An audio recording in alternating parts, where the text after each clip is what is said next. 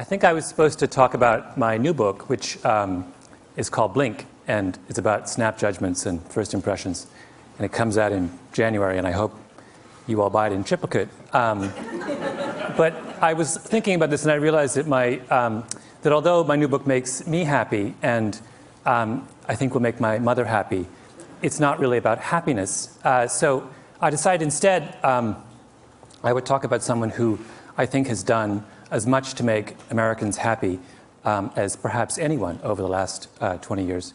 A man who is a great personal hero of mine, someone by the name of Howard Moskowitz, who is most famous for reinventing spaghetti sauce.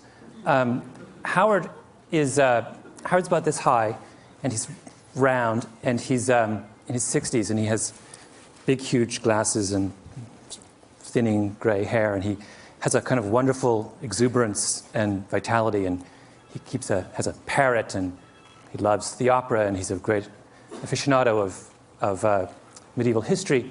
And he, by profession, he's a psychophysicist. Now, I should tell you that I have no idea what psychophysics is, although at some point in my life, I dated a girl for 2 years who was getting her doctorate in psychophysics, which should tell you something about that relationship. But Howard, as far as I know, psychophysics is about measuring things. And Howard is very interested in measuring things. And he graduated with his doctorate from Harvard, and he set up a little consulting shop in White Plains, New York. And one of his first clients was, this is many years ago, back in the early 70s, one of his first clients was Pepsi. And Pepsi came to Howard and they said, you know, there's this new thing called aspartame, and we would like to make Diet Pepsi. And we'd like you to figure out how much aspartame we should put in each can of Diet Pepsi in order to have the perfect drink. Right? Now that sounds like an incredibly straightforward question to answer. And that's what Howard thought. Because Pepsi told him, look, we're working with a band between 8 and 12%. Anything below 8% sweetness is not sweet enough.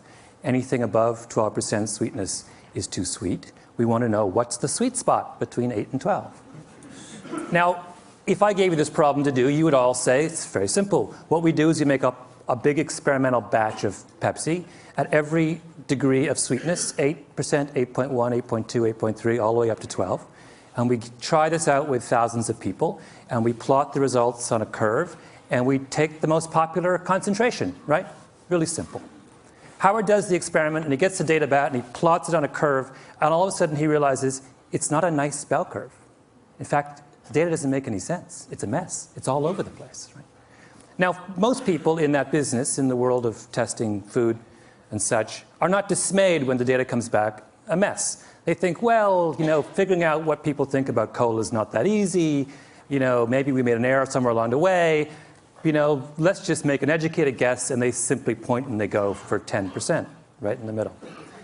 Howard is not so easily placated.